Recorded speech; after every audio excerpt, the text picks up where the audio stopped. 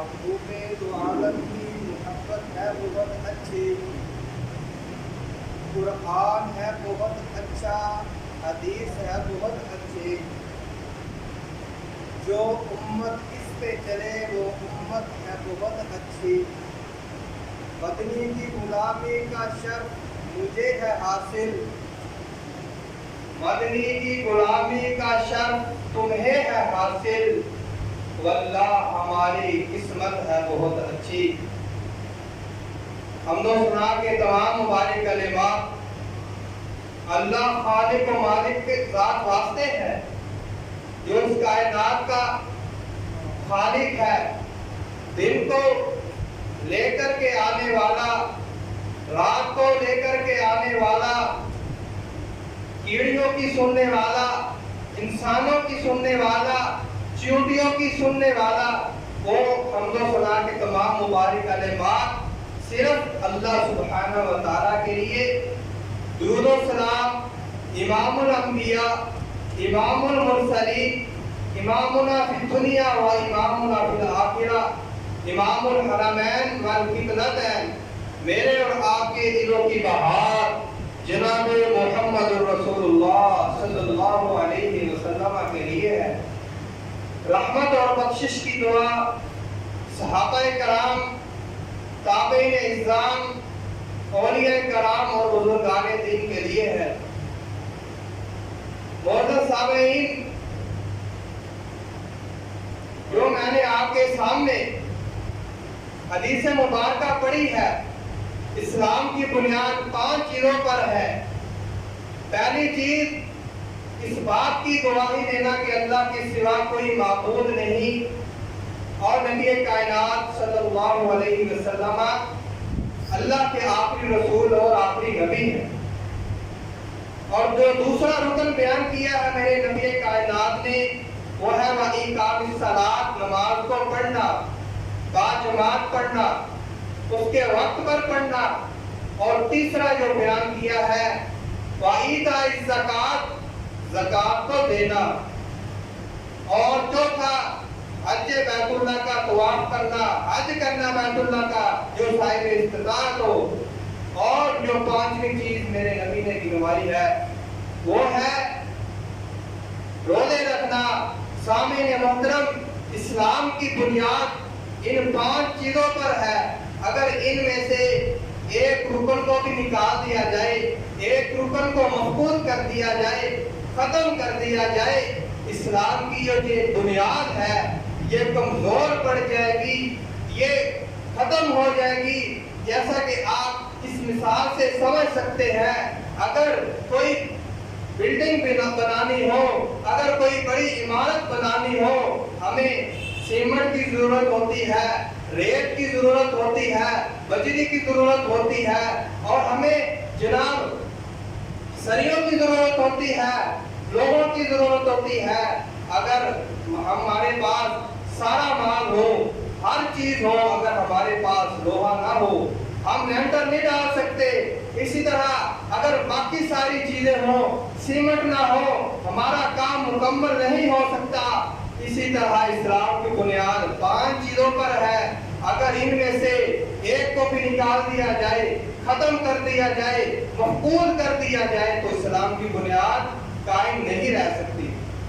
تو میرے عزیز ساتھیوں، انہی 5 ارکان میں سے جو ایک بنیادی رکن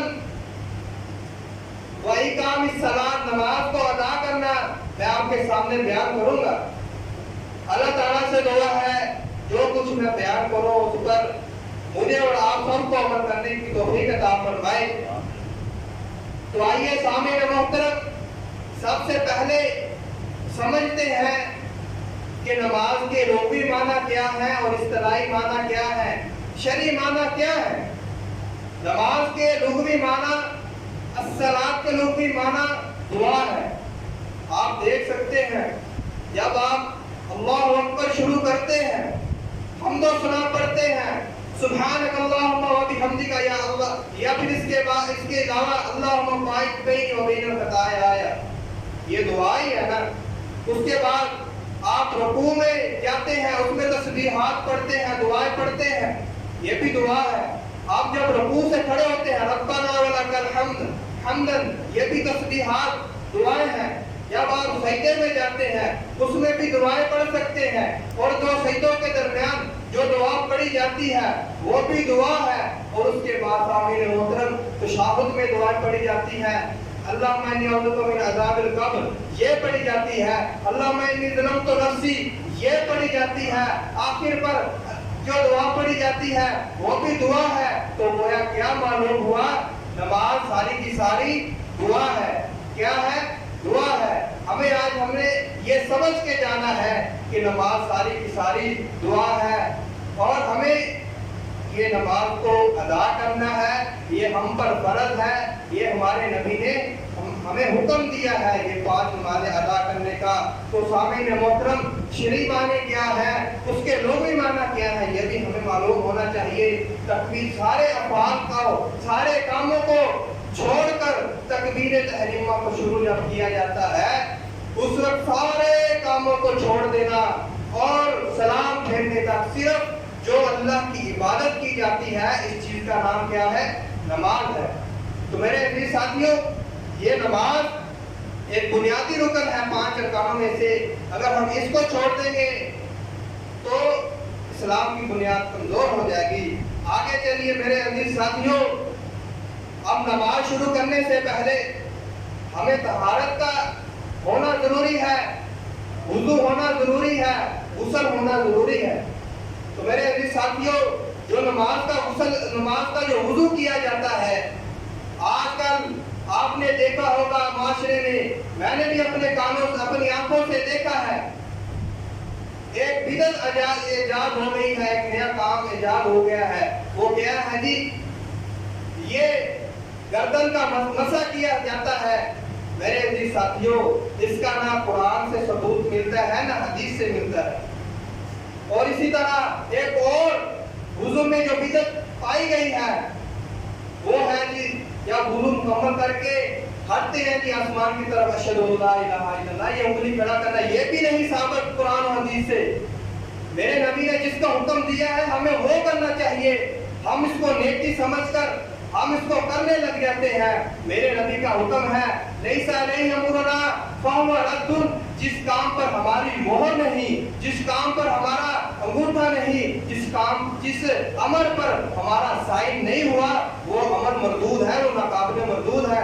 اگر آپ 100 سال یہ کرتے رہیں آپ کو اس کا ثواب نہیں ملے گا، قطعاً نہیں ملے گا. تو میرے عزیز ساتھیوں، یہ ایک ضمن بات تھی. آگے چلیے، اب سوال یہ پیدا ہوا کہ نماز یہ کب فرض ہوئی، یہ کیسے فرض ہوئی، یہ بھی ہمیں معلوم ہونا چاہیے. اگر کوئی ہم سے غیر مسلم پوچھ لے ہاں بھائی نماز کیسے فرض ہوئی آپ پر، آپ کو نہ پتا ہوگا تو آپ کا کیا بنے گا. تو آئیے سنیے نماز کیسے فرض ہوئی. صحیح بخاری میں لمبی حدیث موجود ہے، اس اختصار کے ساتھ میں آپ کے سامنے بیان کرتا ہوں. میرے نبی کو جب اللہ سبحانہ و تعالیٰ نے معراج کی رات کو آسمانوں پر بلایا، آسمانوں پر لے جا کر میرے نبی کو کیا تحفہ دیا ہے؟ 50 نمازوں کا. کتنا؟ 50 نمازوں کا اللہ نے میرے نبی کو تحفہ دیا ہے کہ اپنی امت کو جا کر کے یہ کہ 50 نمازیں فرض ہیں، یہ آپ نے پڑھنی ہے. تو جب میرے نبی واپس آ رہے تھے حضرت موسیٰ علیہ السلام کے پاس سے گزرے. حضرت موسیٰ علیہ السلام نے کہا اے پیارے محمد صلی اللہ علیہ وسلم، تیرے اللہ نے تیری امت کے لیے کیا تحفہ دیا ہے، کیا لے کر کے آ رہے ہو؟ تو میرے نبی نے فرمایا میرے اللہ نے 50 نمازیں پڑھنے کا حکم دیا ہے. تو حضرت موسیٰ علیہ السلام نے کہا اے محمد، یہ 50 نمازیں تیری امت کے لیے پڑھنا بہت مشکل ہے، مشقت کا باعث ہے. اپنے اللہ کے پاس لوٹ، اپنے اللہ کو کہہ کہ اللہ اس میں کمی کر دے. میرے محمد صلی اللہ علیہ وسلم یہ دوبارہ اللہ کے پاس جاتے ہیں، اللہ کے آگے مناجات کرتے ہیں. میرے اللہ نے 5 نمازیں کم کر دی، 45 رہ گئی نمازیں. پھر حضرت موسیٰ علیہ السلام کے پاس آئے. حضرت موسیٰ علیہ السلام نے کہا آپ کی امت یہ بھی نہیں پڑھے گی، ان پر مشقت ہوگی، مشکل ہوگی، وہ نہیں پڑھ سکتے یہ نمازیں. اسی طرح میرے نبی پھر اللہ کے پاس گئے، اسی طرح آتے جاتے رہے، نمازیں کم ہوتی رہیں، اسی طرح آتے جاتے رہے. یہاں تک کہ 5 نمازیں رہ گئی۔ حضرت موسیٰ علیہ السلام نے کہا آپ کی امت یہ 5 نمازیں اس پر بھی مشقت کا باعث ہے، مشکل ہوگی آپ کی امت پر۔ میرے نبی نے کہا اب مجھے شرم آتی ہے، میں اپنے اللہ کے پاس اب نہیں جاؤں گا۔ میرے اللہ نے کہا ہے، کیا کہا ہے میرے اللہ نے؟ حدیث شریف میں آتا ہے کہ نمازیں تم 5 پڑھ لو، ثواب میں 50 کا دے دوں گا۔ آپ کی امت 5 نمازیں پڑھ لے، 50 نمازوں کا ثواب دوں گا۔ تو میرے عزیز ساتھیوں، آپ اس سے اندازہ لگا سکتے ہیں، غور کر سکتے ہیں، تدبر کر سکتے ہیں کہ اللہ سبحانہ و تعالیٰ نے اپنے نبی کو آسمانوں پر بلا کر کہا ہے کہ 5 نمازیں پڑھ لو، 50 کا ثواب ہے۔ سامعین محترم، آپ نے دیکھا ہوگا کہ جب یہ سارے معاملات جو ہمارے موجود ہے حدیث سے قرآن، یہ سب اللہ سبحانہ و تعالیٰ نے جبرائیل علیہ السلام کے ذریعے ہمارے تک پہنچایا ہے، لیکن جب نماز کی باری آئی میرے اللہ نے رات کو آسمانوں پر بلا کر یہ نماز پڑھنے کا حکم دیا ہے۔ اس سے ہمیں نماز پڑھنے کی فضیلت معلوم ہوتی ہے، اہمیت معلوم ہوتی ہے۔ اور سامعین محترم، آگے چلیے، آپ سیرت کا مطالعہ کیجئے، قرآن پڑھیے، حدیث پڑھیے، تاریخ پڑھیے، آپ دیکھیں گے میرے نبی اگر حضر میں ہیں، میرے نبی نے نماز نہیں چھوڑی۔ اگر میرے نبی سفر میں ہیں پھر بھی نماز نہیں چھوڑی۔ اگر میرے نبی بیمار ہیں پھر بھی نہیں چھوڑی۔ اگر میرے نبی امن میں ہیں پھر بھی نماز نہیں چھوڑی۔ اگر ادھر جنگ لگی ہوئی ہے، دشمن سامنے کھڑے ہیں، پھر بھی میرے نبی نے نماز نہیں چھوڑی۔ دیکھ لیجئے آج ہماری کیا حالت ہے، ہم نماز کو معمولی سی بات سمجھ کر چھوڑ دیتے ہیں۔ اسی لیے ہمیں نماز کو پڑھنا چاہیے، یہ ہم پر فرض ہے۔ اور آگے چلیے سامعین محترم، نماز کی بہت زیادہ فرضیت ہے، بہت اہمیت ہے۔ نماز دین کا ستون ہے اور یہ بنیادی رکن ہے، اور یہ تقرب الہی کا ایک بہترین ذریعہ ہے۔ اور میرے نبی کی آنکھوں کی ٹھنڈک بھی نماز ہے۔ اور میرے نبی کریم صلی اللہ علیہ وسلم نے فرمایا جو شخص نماز ادا کرتا ہے اللہ سبحانہ و تعالیٰ اس سے خوش ہوتا ہے۔ تو میرے عزیز ساتھیوں، قرآن مجید میں بھی اللہ سبحانہ و تعالیٰ نے فرمایا ہے اقیموا الصلاۃ، نماز کو قائم کرو۔ ایک اور جگہ پر فرمایا ان الصلاۃ تنہی عن الفحشاء والمنکر، بے شک نماز بے حیائی برے کاموں سے روکتی ہے۔ جو شخص باجماعت نماز ادا کرتا ہے نا، وہ آٹومیٹکلی اس سے جو برائی ہے وہ ختم ہو جاتی ہے۔ جو خشوع خضوع کے ساتھ نمازیں پڑھتا ہے اس میں یہ برائیاں نہیں رہتی۔ یہ نماز کا ایک ہمیں فائدہ ہے۔ اور میرے نبی نے آخری وصیت بھی یہی کی تھی کہ دنیا سے جا رہے ہیں، آخری سانس چل رہے ہیں میرے نبی کی، جا رہے ہیں، زبان پر کیا ہے؟ الصلاۃ الصلاۃ الصلاۃ۔ آخر پر بھی نماز کے بارے میں وصیت کر کے جا رہے ہیں کہ نماز پڑھنی ہے۔ کس قدر جذبہ تھا میرے نبی کا، کس قدر جذبہ تھا میرے صحابہ کا کہ وہ نبی کے ساتھ نمازیں پڑھتے تھے، رات کے تک قیام کرتے تھے، اور ہم باجماعت نماز نہیں پڑھتے۔ ہمیں سوچنا ہوگا، یہ ایک لمحہ فکریہ ہے۔ مساجد ویران پڑی ہوتی ہیں، ہمیں ہی یہ مساجد کو آباد کرنا ہے اور کسی نے آ کر نہیں کرنا۔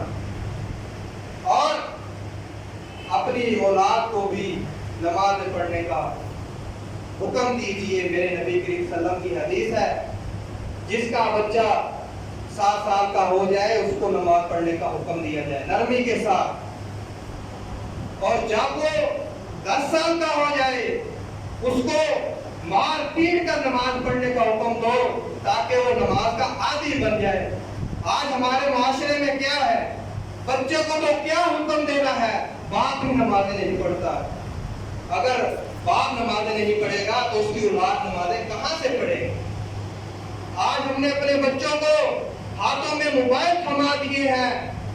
یہ موبائل ہمارے لیے بربادی کا باعث ہے۔ اس کے بہت نقصانات ہیں، جہاں اس کے فوائد ہیں وہاں اس کے نقصانات بہت زیادہ ہیں۔ یہ دین سے دوری ہے۔ موبائل جو نقصانات میں سے نقص ہے وہ ایک نماز سے دوری بھی ہے، اللہ کے ذکر سے دوری ہے۔ اسی لیے ہمیں اپنے بچوں کو نماز کا حکم دینا چاہیے. اگر آج یہ نماز پڑھیں گے تو کل ان کی اولاد جو ہوگی وہ بھی نماز پڑھے گی. اگر یہ نماز نہیں پڑھیں گے تو ان کی اولاد بھی نماز نہیں پڑھے گی. اگر کل قیامت کے دن اللہ نے پوچھ لیا ہاں بھائی میں نے تجھے 50 سال 70 سال کی عمر دی, تیری اولاد بے نماز تھی, تو بے اولاد تھا, تو بے نماز تھا, تو نے نماز خود نہ پڑھی, نہ اپنے بچوں کو حکم دیا پڑھنے کا, تو اس وقت سامنے محترم کیا بنے گا؟ اسی وجہ سے ہمیں نمازیں پڑھنا چاہیے.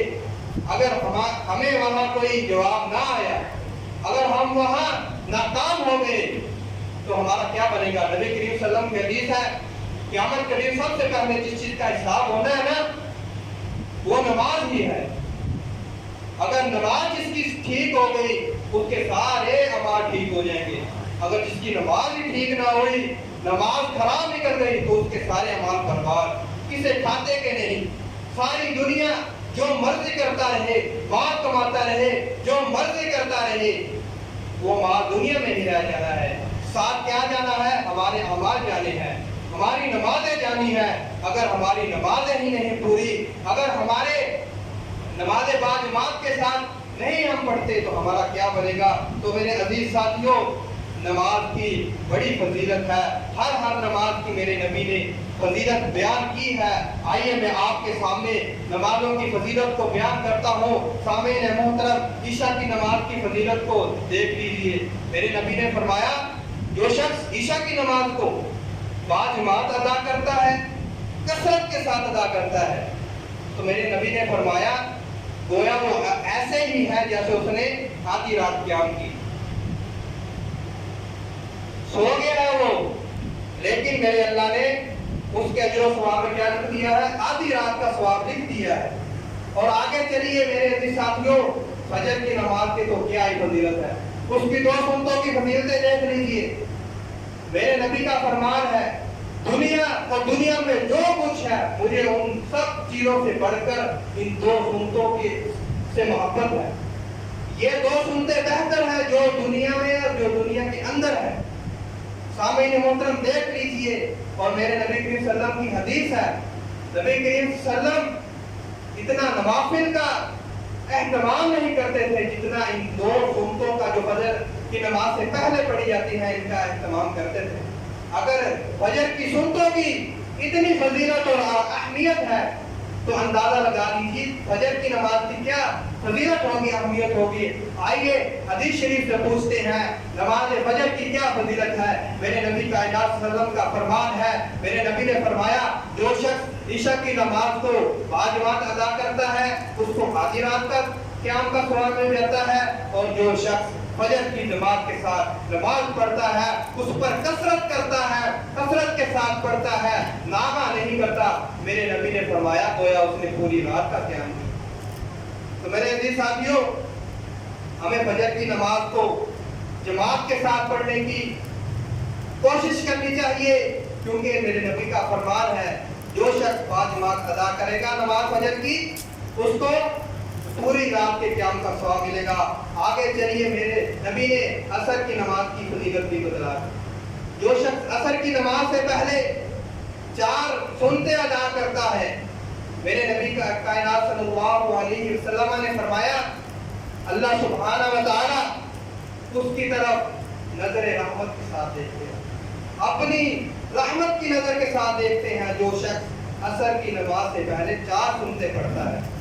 اور جو شخص ظہر کی نماز سے پہلے 4 سنتیں ادا کرتا ہے اور عصر کی نماز کے بعد 4 سنتیں ادا کرتا ہے, 2 نہیں 4 سنتیں ادا کرتا ہے, میرے نبی کائنات صلی اللہ علیہ وسلم نے فرمایا حرم اللہ علیہ النار, اس کے چہرے پر اللہ تبارک و تعالی آگ کو حرام کر دیتے ہیں. تو میرے عزیز ساتھیوں, یہ عصر کی اور ظہر کی نماز اس کی بھی اپنی اپنی جگہ فضیلت ہے، ہر نماز کی اپنی اپنی جگہ فضیلت ہے۔ یہ نہیں کہا جا سکتا کہ عصر کو پڑھ لیا جائے، فجر کو چھوڑ دیا جائے، کیونکہ فجر کو پڑھ لیا جائے، فجر کی زیادہ فضیلت ہے، نہیں مغرب کی تھوڑی ہے، نہیں، پانچوں نمازیں پڑھنی ہوگی، اگر ایک بھی رہ گئی تو ہم فیل ہو جائیں گے۔ آپ دیکھ سکتے ہیں کہ جب سکولوں میں پیپر دیے جاتے ہیں، پنجاب بورڈ کے پیپر دیے جاتے ہیں، اگر ایک کی سپلی آ جائے کیا لکھتے ہیں؟ فیل۔ یہ نہیں کہتے کہ پاس ہو گیا، فیل، دوبارہ قضائی دینی ہوگی، دوبارہ دینا ہوگا۔ اسی طرح اگر ہماری نماز چھوٹ گئی ہے نا، ہمیں وہ نماز پڑھنی ہوگی۔ اگر ہمیں 4 نمازیں دن میں پڑھنی ہیں، اگر ایک نہیں پڑھی تو یہ 4 نمازوں کو کوئی فائدہ نہیں، اگر ہم نے ایک بھی چھوڑی۔ تو میرے عزیز ساتھیوں، یہ لمحہ فکریہ ہے۔ آج ہماری جنریشن اس سے دور ہوتی چلی جا رہی ہے، نمازیں نہیں پڑھتی۔ نماز پڑھنا یہ ایک نبی کریم صلی اللہ علیہ وسلم نے فرمایا نماز عبادت ہے۔ اور آگے چلیے میرے عزیز ساتھیوں، اور جو شخص باجماعت نماز ادا کرے گا اس کی بھی بڑی فضیلت ہے۔ پہلی فضیلت جو نماز باجماعت ادا کرتا ہے اس کے بارے میں سنیے، صحیح البخاری میں حدیث آتی ہے کہ جو شخص اس کا اللہ سبحانہ و تعالیٰ قیامت کے روز 7 لوگوں کو اپنا عرش کا سایہ نصیب فرمائے گا۔ ان 7 لوگوں میں سے ایک شخص وہ بھی ہوگا جس کا دل ہمیشہ مسجد کے ساتھ معلق رہتا تھا، لٹکا رہتا تھا۔ اس کے دل میں یہ ہوتا تھا اگر ایک نماز پڑھ کے جا رہا ہوں نا، دوسری پڑھنے آنا ہے، اذان سننی ہے تو پھر آنا ہے، اس کے دماغ میں ہے، اس کی ٹینشن ہے کہ اگر میں ایک پڑھ کر جا رہا ہوں تو اگلی بھی پڑھنی ہے۔ تو میرے نبی نے فرمایا ایسا شخص جس کا دل مساجد کے ساتھ معلق ہے، اللہ سبحانہ و تعالیٰ قیامت کے دن جس دن کوئی سایہ نہیں ہوگا، میرے اللہ سبحانہ و تعالیٰ اس شخص کو اپنا سایہ نصیب فرمائیں گے۔ اور آگے چلیے، صحیح ابن حبان میں حدیث آتی ہے جو شخص گھر سے نکلتا ہے، نماز کے لیے نکلتا ہے، اس کی نیت یہی ہوتی ہے کہ میں نے صرف نماز کے لیے جانا ہے، کوئی ریاکاری نہیں ہے۔ تو اللہ سبحانہ نبی کائنات صلی اللہ علیہ وسلم نے کیا فرمایا ہے؟ جب وہ بندہ گھر سے نکلتا ہے نا، جب وہ ایک قدم رکھتا ہے اللہ سبحانہ و تعالیٰ اس کے بدلے نیکی لکھ دیتے ہیں، اور جب وہ دوسرا قدم اٹھاتا ہے اللہ سبحانہ و تعالیٰ ایک گناہ معاف کرتا ہے۔ تو ہمیں یہ باجماعت نماز کی فضیلت ہے، ہم تو نماز پڑھتے ہی نہیں ہیں، یہ تو باجماعت نماز کی فضیلت ہے۔ اور آگے چلیے تیسری فضیلت بیان کرنا چاہتا ہوں سامعین محترم۔ میرے نبی نے فرمایا جو شخص تاریکیوں میں، اندھیروں میں مساجد کی طرف چل کر کے آتا ہے، اپنے کام کاج چھوڑ کر کے آتا ہے، اپنے بستروں کو چھوڑ کے آتا ہے، رات کی تاریکیوں میں میرے پاس آتا ہے، میرے اللہ نے کہا اس کو کامل نور کی بشارت دے دو، مکمل۔ میرے نبی نے فرمایا تامتن تامتن تامتن، مکمل نور کی بشارت دے دو۔ اور آگے چلیے، جو شخص نماز کے انتظار میں بیٹھا رہتا ہے، وہ آیا ہے، اس نے وضو کیا ہے، نماز کے لیے سنتے پڑی ہیں، وہ انتظار میں بیٹھ گیا ہے، ابھی وقت پڑا ہے، 10 منٹ پڑے ہیں، وہ بھی بیٹھا ہوا ہے، میرے نبی نے فرمایا ایسا شخص ایسے ہی ہے جیسے وہ نماز میں ہے۔ اور فرشتے اللہ سے دعا کرتے ہیں، اے اللہ اس شخص کو معاف کر دیجئے، اس شخص کو بخش دیجئے۔ تو میرے عزیز ساتھیوں، وہ فرشتے جنہوں نے کبھی گناہ کیا ہی نہیں، وہ جو گناہوں سے پاک ہے، وہ اپنے اللہ سے مناجات کر رہے ہیں، اپنے اللہ کے آگے گڑ گڑا رہے ہیں، اے اللہ ایسے شخص کو معاف کر دے، اے اللہ ایسے شخص کو بخش دے۔ اللہ سبحانہ و تعالیٰ اپنے فرشتوں کی بات کو نہیں موڑتا۔ تو میرے عزیز ساتھیوں، یہ ہے چھوٹے کام پر اتنی بڑی فضیلتیں ہیں۔ اگر آج موبائل پر چھوٹا سا پیکٹ پتہ لگ جائے کہ تھوڑے پیسوں میں زیادہ ایم پی ملنے لگے ہیں، زیادہ جی پی ملنے لگے ہیں، ہم بھاگ کر وہ نیٹ پیکٹ لگا لیتے ہیں۔ ادھر ہم دیکھتے ہی نہیں ہیں دین میں اتنے زیادہ اللہ سبحانہ و تعالیٰ نے آفریں کی ہیں کہ یہ کام کر لو جنت مل جائے گی، یہ کام مل لو اللہ معاف کر دے گا، یہ کام کر لو اللہ سبحانہ و تعالیٰ جنت میں داخل کر لے گا، یہ کام کر لو اللہ سبحانہ و تعالیٰ اس کے چہرے پر آگ کو حرام کر دیں گے۔ لیکن ہم نے یہ کام چھوڑ دیے، اسلام کے کاموں کو پشے پش ڈال دیا، لیکن ہم نے اس موبائلوں میں اندر داخل ہو کر ہم نے نمازوں کو چھوڑ دی۔ تو میرے عزیز ساتھیوں، نمازیں یہ ہم پر فرض کی گئی ہیں، مسلمانوں پر فرض کی گئی ہیں، نہ کہ کافروں پر، نہ کہ انگریزوں پر، صرف کس پر نازل کی گئی ہیں؟ مسلمانوں پر۔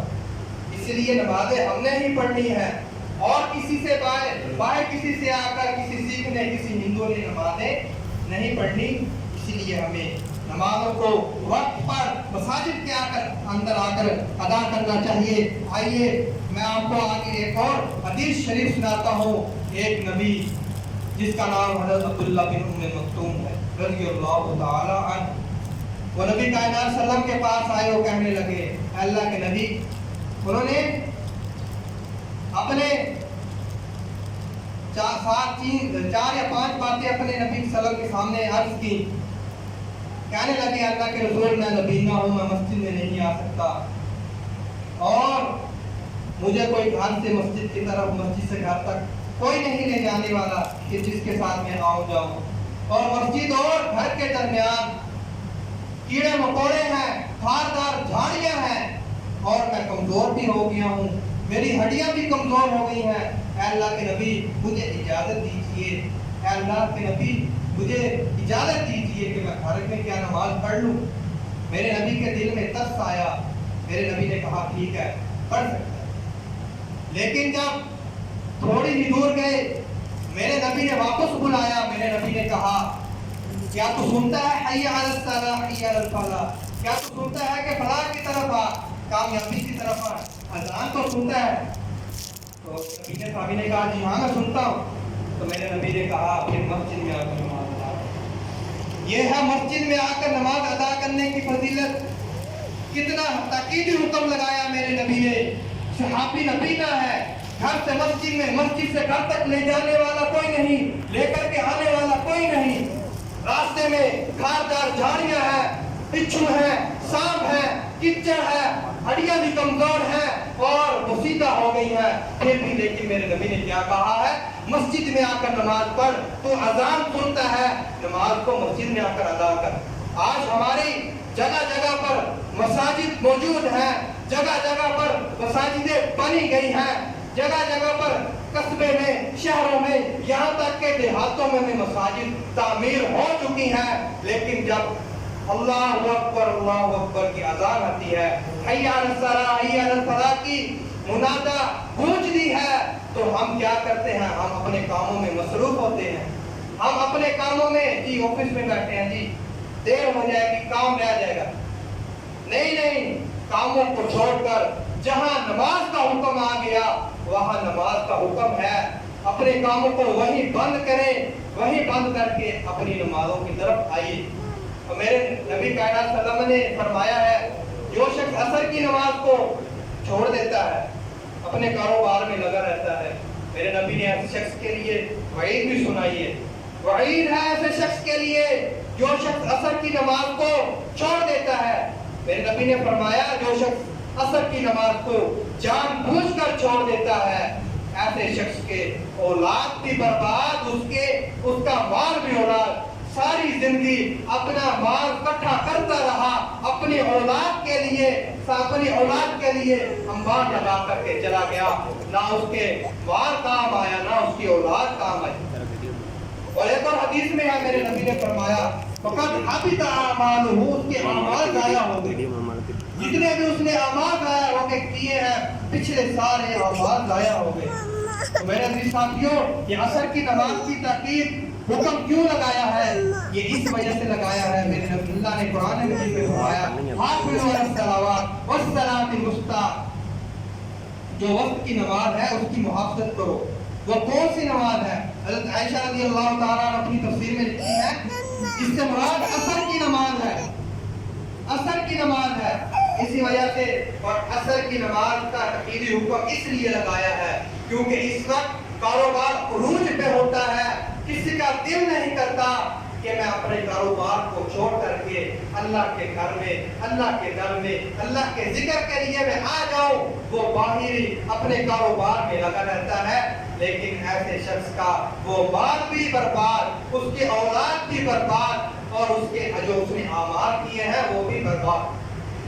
میرے عزیز ساتھیوں، ہمیں نماز کو وقت پر پڑھنا چاہیے اور ہمیشہ پڑھنا چاہیے، بیچ میں ناغہ نہیں کرنا چاہیے. آئیے دو اور حدیثیں سنا کر اپنے خطبہ جمعہ کو مکمل کرتا ہوں. سامعین محترم، آپ دیکھ سکتے ہیں حدیث میں ہے نبی کائنات صلی اللہ علیہ وسلم بوڑھے ہو گئے. آپ صلی اللہ علیہ وسلم کو بیماری کی وجہ سے گشی تاری ہو جاتی. ادھر نماز کا ٹائم ہو گیا، صحابہ کرام کھڑے ہیں، میرے نبی کا انتظار کر رہے ہیں. ہمیں کیا کہ ہمارے نبی آئیں اور ہمیں نماز کروائیں، جماعت کروائیں. میرے نبی کریم صلی اللہ علیہ وسلم جب گشی تاری ہوئی، جب گشی سے افاقہ ہوا گشی تاری ہونے کے بعد تو میرے نبی نے پوچھا کیا صحابہ نے نماز پڑھ لی ہے؟ کیا میرے صحابہ نے نماز پڑھ لی ہے؟ صحابہ نے کہا نہیں، ابھی نہیں پڑھی. میرے نبی نے کہا ٹاپ لاؤ. ایک ٹاپ لایا گیا، آپ صلی اللہ علیہ وسلم نے وضو کیا، پھر گشی تاری ہو گئی. جب افاقہ ہوا پھر میرے نبی نے وضو کیا، وضو کرنے کے بعد پھر گشی تاری ہو گئی. پھر میرے نبی نے پھر دوبارہ وضو کیا، پھر پوچھا کیا میرے صحابہ نے نماز پڑھ لی ہے؟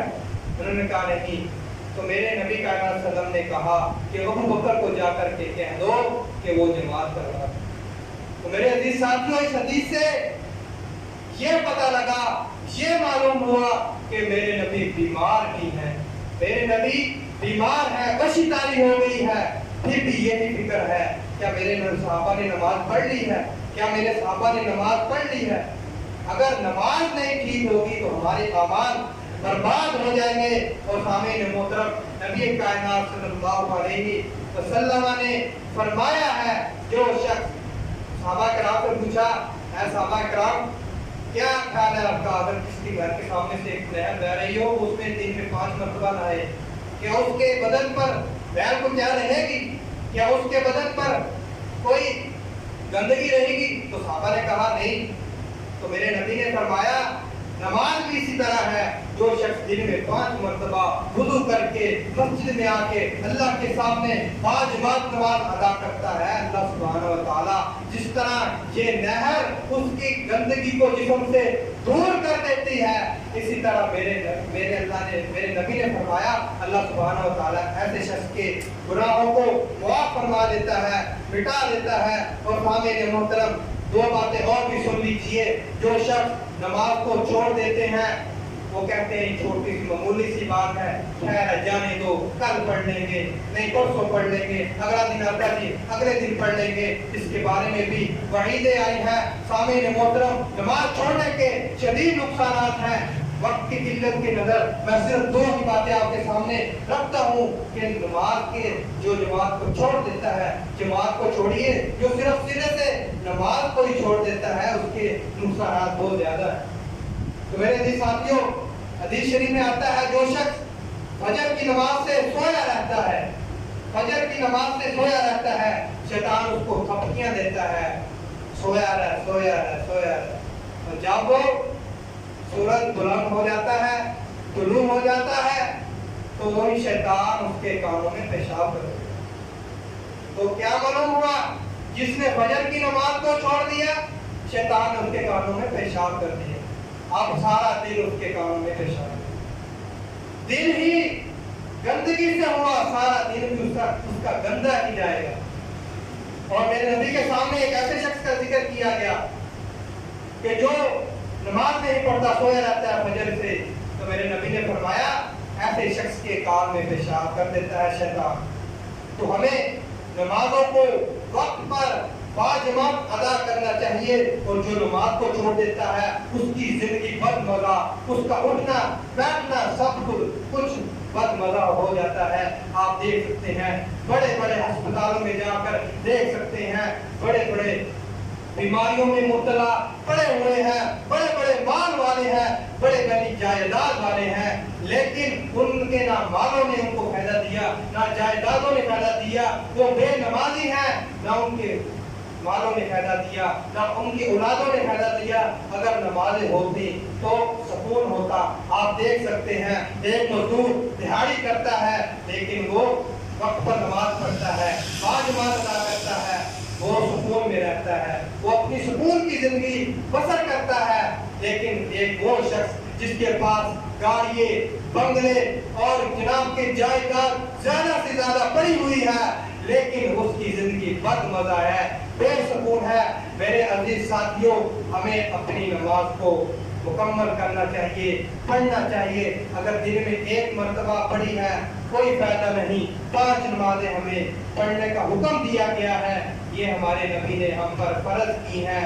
अगर हम इसको छोड़ देंगे, अगर हम इनको नहीं पढ़ेंगे, तो मेरे नबी कायनात सल्लल्लाहु अलैहि वसल्लम ने एक ख्वाब देखा। बयान करते हैं कि मुझे 2 फरिश्ते लेकर के जा रहे हैं, एक शख्स लेटा हुआ है, नीचे चित लेटा हुआ है। तो मेरे नबी कायनात सल्लल्लाहु अलैहि वसल्लम ने क्या देखा कि एक शख्स ने उसके सर पर पत्थर मारा, उसका सर कुचल के रख दिया और वो पत्थर लुढ़कता हुआ दूर चला गया और फिर वापस आया, उसके सर पर फिर पत्थर मारा, वो सर फिर कुचल गया, फिर उसका सर बर्बाद हो गया। मेरे नबी ने देखा ये कौन शख्स है, वो देखा कि वो बेनमाजी था, अल्लाह के जिक्र से एराज करता था, अल्लाह की मसाजिद की तरफ नहीं आता था, बेनमाज था। ऐसे शख्स को देखा कि उसके सर पर पत्थर मारा जा रहा है, उसके सर को कुचला जा रहा है। तो हमें समझना चाहिए, हमें गौर फिक्र करना चाहिए कि कहीं काल क़यामत के दिन अल्लाह सुब्हानहू व तआला हमारे सरों को पत्थरों के साथ कुचल न दे, हमारे सरों को पत्थरों के साथ बर्बाद न करे। हमें हमेशा अल्लाह से दुआ करनी चाहिए कि अल्लाह सुब्हानहू व तआला हमें 5 वक्त का पक्का सच्चा नमाजी बना दे, हमें नेक बना दे और हमें दीन इस्लाम पर गामजन रखे। दीन